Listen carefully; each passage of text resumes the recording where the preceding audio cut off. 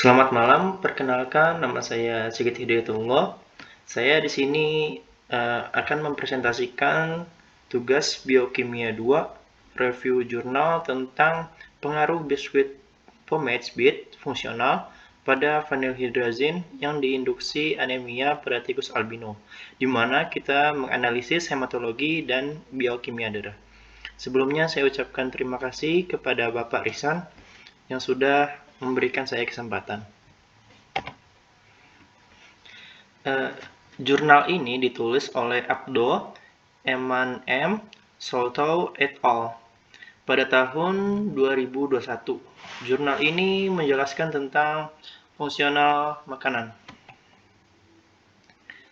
Selanjutnya ada abstrak. Penelitian ini menggabungkan bubuk pomade bit dalam persiapan biskuit pada konsentrasi 5-20%. Pada penelitian ini kita menggunakan konsentrasi 5, 10, 15, dan 20%. Komposisi kimia biskuit dan sensorik dievaluasi.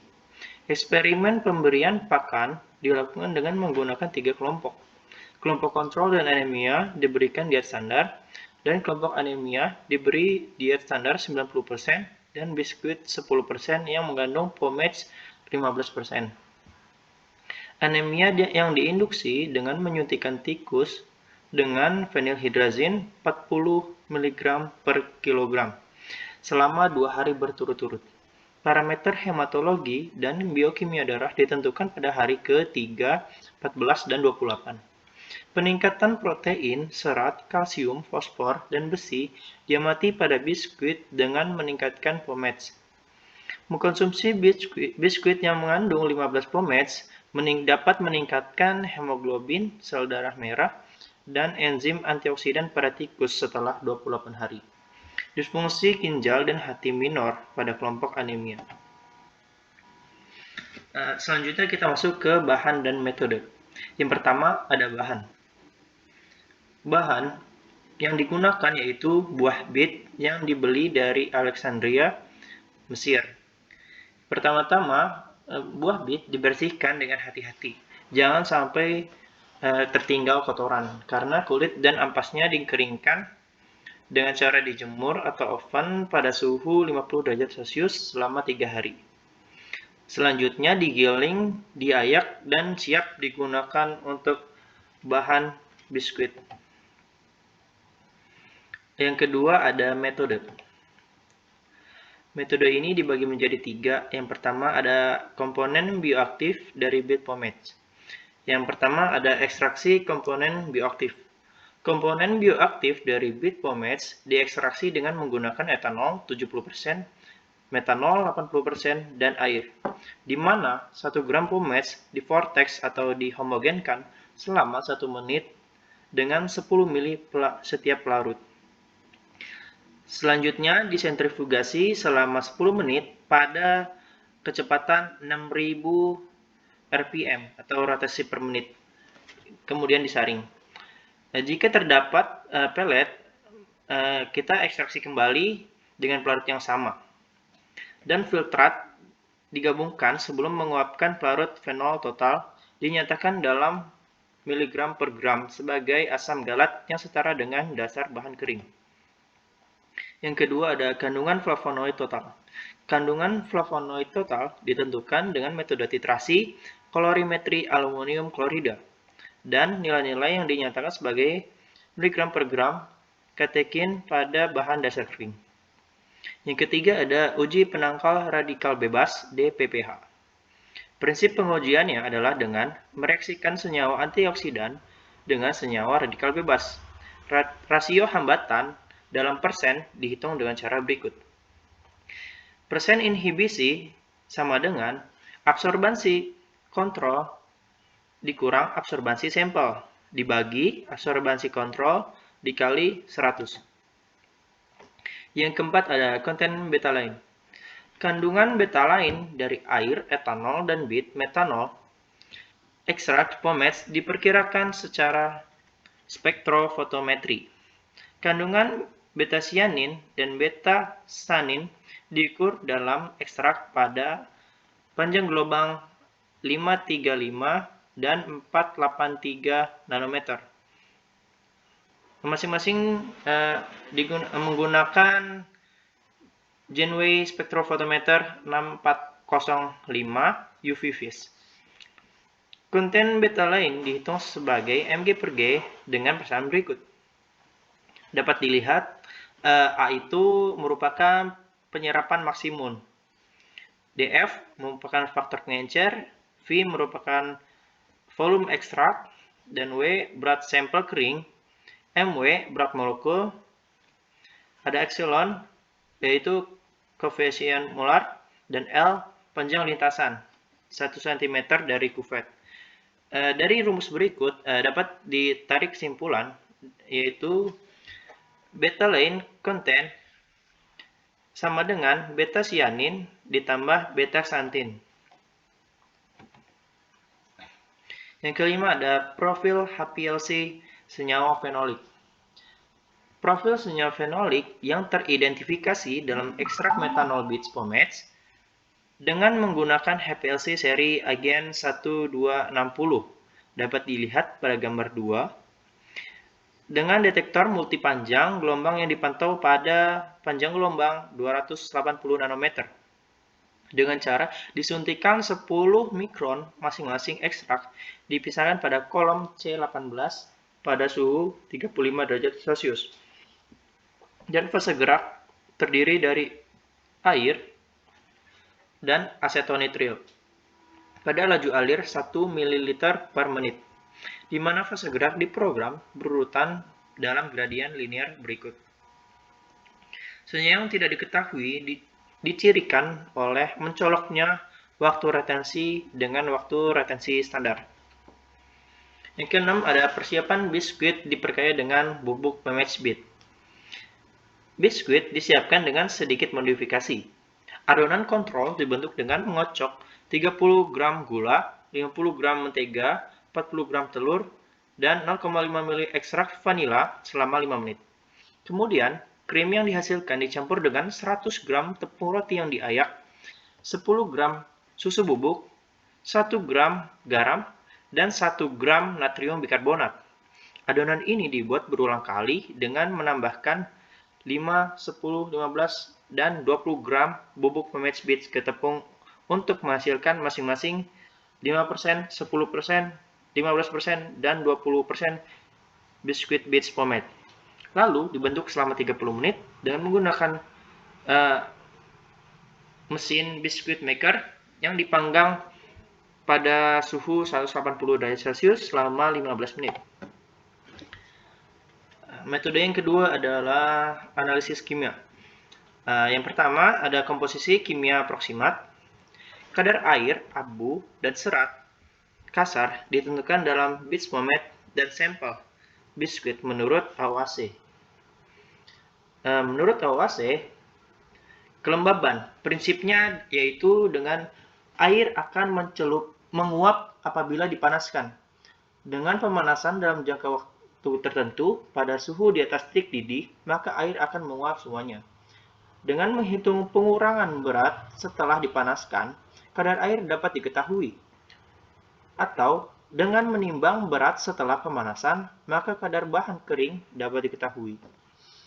Lalu, kadar abu menurut AOAC prinsipnya yaitu bahan organik akan teroksidasi secara sempurna menjadi produk gas bila dibakar pada suhu tinggi. Sisa yang tertinggal adalah abu dengan warna putih keabu-abuan. Sisa pembakaran ditimbang sebagai kadar abu. Warna sisa-sisa pembakaran kadang-kadang biru apabila banyak unsur tembaga, dan hijau bila banyak unsur besi. Unsur mineral dalam abu adalah dalam bentuk oksida, sulfat, klorida, fosfat, silika, dan dapat menempel pada cawan porselen. Selanjutnya, kadar serat kasar menurut AOAC, yaitu prinsipnya setiap zat yang dapat larut dalam larutan asam lemah dan basa lemah dalam prosedur ini dapat dihilangkan. Yang tinggal di dalam saringan adalah serat kasar dan abu. Serat kasar akan terbakar dalam tanur sehingga serat kasar yang didapat dari dari berat sebelumnya dan sudah dibakar. Lalu kandungan protein menurut Geldah, yaitu prinsipnya adanya ikatan nitrogen suatu bahan akan dipecah dan diikat oleh asam sulfat pekat dalam bentuk amonium sulfat. Dalam suasana basah, amonium sulfat akan melupas amonianya dan ditangkap oleh larutan asam. Dengan jalan titrasi kandungan nitrogen dapat diketahui. Yang kedua ada kandungan mineral. 1 gram pomade beads dan masing-masing sampel biskuit dicerna dengan asam sulfat atau asam peroksida. Kandungan fosfor dan potasium diperkirakan dengan warna kuning. Dengan metode sebagai berikut pada 405 nanometer dan fotometer api Beckman, kalsium, magnesium, mangan, tembaga, besi, dan seng diperkirakan dengan menggunakan inductively coupled argon plasma yang distandarisasi oleh 1000 mg per liter larutan standar bersertifikat multi-elemen mark Jerman. Yang kedua ada analisis profil tekstur. Profil tekstur biskuit dilakukan dengan menggunakan mesin Buckfield Texture Analyzer, yaitu kali ini pada versi 2,1 AS. Tes ini dilakukan oleh menggunakan probe TA3 per 100 sel pemuatan 10.000 gram, kecepatan 0,5 mm per detik, dan 2 mm per detik kecepatan prates. Metode yang ketiga adalah eksperimen pemberian makanan. Yang pertama binatang. 9 tikus albino berumur 4 minggu diperoleh dari unit perumahan IGSR di Universitas Alexandria, Mesir. Yang kedua diet. Diet standar terdiri dari 37,5% susu krim kering, 9% minyak jagung, 33,45% pati jagung, 5% selulosa, 10% sukrosa, 1% campuran vitamin, 4% campuran mineral, 0,02% kolin klorida, dan 0,03% L-cysteine digunakan untuk memenuhi kebutuhan pertumbuhan tikus albino. Yang kedua ada diet anti anemia, yaitu 10% dari asupan harian yang di atas diganti dengan biskuit Beats Pomades 15%. Proporsi yang paling disukai itu biskuit digiling, dicampur dengan 1 ml air dan disajikan secara oral kepada tikus. Yang ketiga ada induksi anemia. Induksi anemia hemolitik diinduksi oleh 40 mg per kilo fenilhydrazine. Disuntikan intraperitoneal selama 2 hari berturut-turut. Anemia akan dikonfirmasi setelah sel darah merah dan hemoglobin berkurang hampir 30%.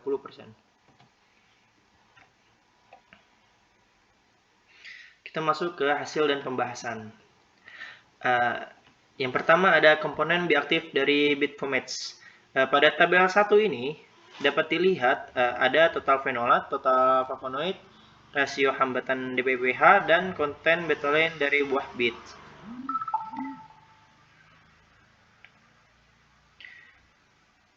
Dapat dilihat total fenolik pada air lebih sedikit dibanding total fenolik pada metanol.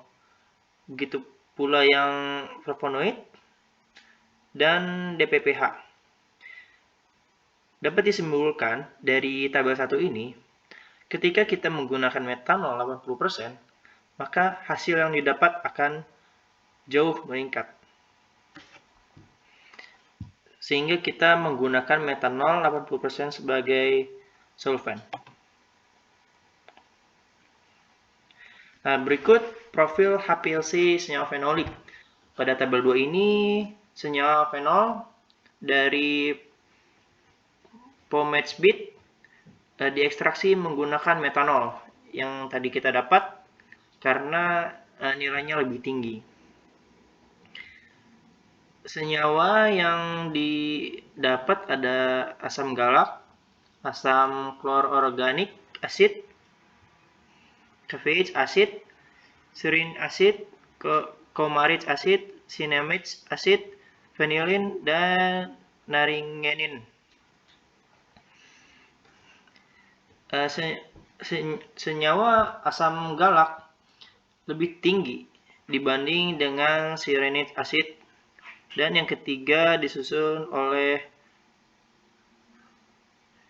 cyanuric acid. Perbedaan kondisi pertumbuhan pada gilirannya mempengaruhi senyawa fenolik dalam bit. Yang ketiga ada komposisi kimia proksimat. Pada tabel 3, komposisi kimia proksimat dan kandungan mineral dari bit, pomades, dan biskuit yang mengandung pomades dalam konsentrasi 0 sebagai kontrol, 5%, 10%, 15%, dan 20%.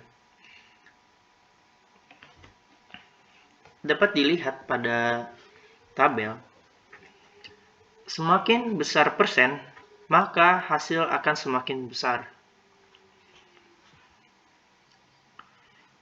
Dapat dilihat pada kelembaban, pada kontrol, yaitu sebesar 0,48. Dan pada sampel biskuit dengan persen konsentrasi 20%, sebanyak 5,65. Namun pada total gula pada kontrol mengalami penurunan pada setiap persen sampel, di mana pada kontrol nilai yang didapat sebesar 75,3, dan pada sampel biskuit mengalami penurunan menjadi yang paling jauh, yaitu pada sampel biskuit pada konsentrasi 20%, yaitu sebesar 65,43.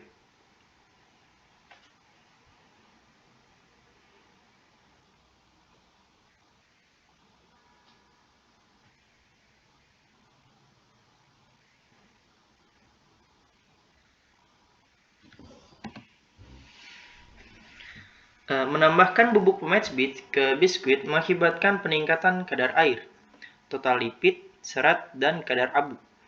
Kadar air biskuit meningkat signifikan dari 4,48 menjadi 5,65 gram per 100 gram, yang mungkin dikaitkan dengan kapasitas menahan air yang tinggi dari bubuk pomades bit.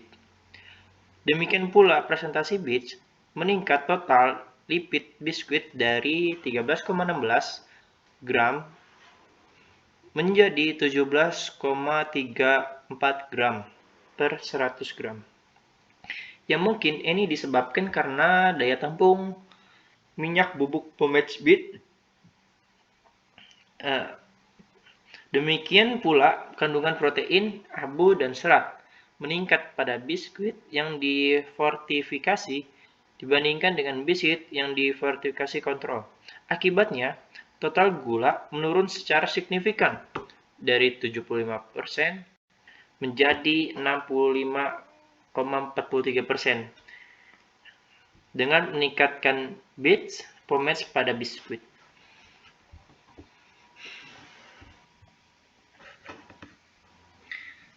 Selanjutnya yang tabel 4 itu mineral content.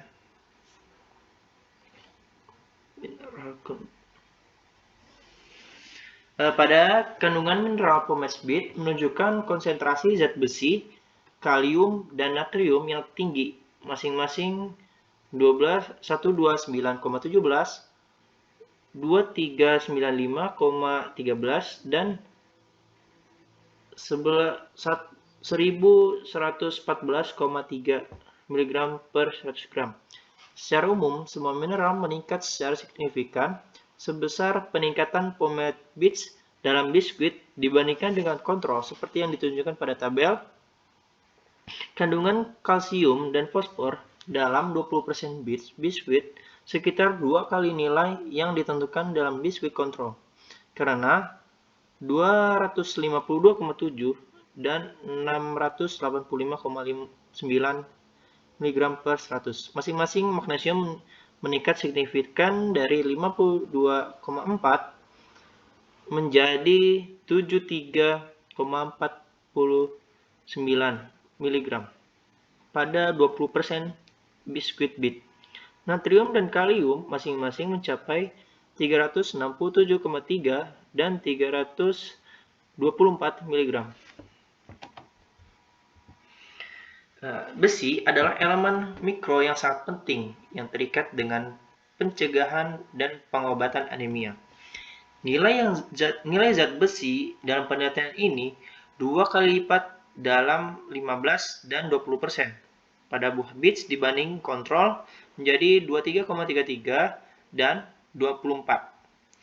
Ini sangat berharga karena zat besi yang terdeteksi dalam biskuit bits melebihi asupan zat besi harian yang direkomendasikan, yaitu sebesar 18 mg per 100 gram. Demikian pula tembaga, seng, dan mangan meningkat secara signifikan dengan meningkatkan bit persentase POMEX dalam biskuit. Tembaga meningkatkan metabolisme zat besi, dengan demikian mempromosikan pencegahan dan pengobatan anemia. Juga, ini sangat penting untuk enzim seperti superoksida bismut. Menariknya, tembaga di 15 dan 20% biskuit ini sekitar 40 kali lebih tinggi dari nilainya ditentukan dalam biskuit kontrol masing-masing sebesar 6,85 dan 8,2 mg per 100 gram. Pada saat yang sama, nilai-nilai itu lebih tinggi dari 2 mg dan 1,5-3 mg disarankan oleh Organisasi Kesehatan Dunia (WHO) dan Food and Dewan Gizi (VNB). Dari presentasi ini dapat disimpulkan bahwa anemia adalah gangguan universal yang mempengaruhi anak-anak dan wanita, khususnya di negara berkembang. Untuk mengikuti tren yang terbaru, penggunaan bahan-bahan alami dalam pengobatan gangguan anemia, bits POMEX dimasukkan dalam produksi biskuit sebagai sumber zat besi untuk pencegahan dan pengobatan anemia. Biskuit ini 15% menunjukkan peningkatan penting dalam parameter kimia dan sensorik dibanding biskuit kontrol. Memasukkan biskuit bit setiap hari, asupan sebesar 10% menunjukkan efek anti-anemia setelah 14 hari makan yang mungkin dikaitkan dengan kandungan besi yang meningkat sebesar 23,33 mg. Selain itu, kandungan antioksidan dari bibit POMEX bit, stres oksidatif yang muncul dari phenylhirazine telah dibalik sekitar 28 hari makan. Jadi, jelas bahwa mengkombinasikan bits POMEX dengan biskuit mengandung diet anti-anemia dan antioksidan. Sekian, terima kasih. Sekian dari saya, terima kasih. Selamat malam.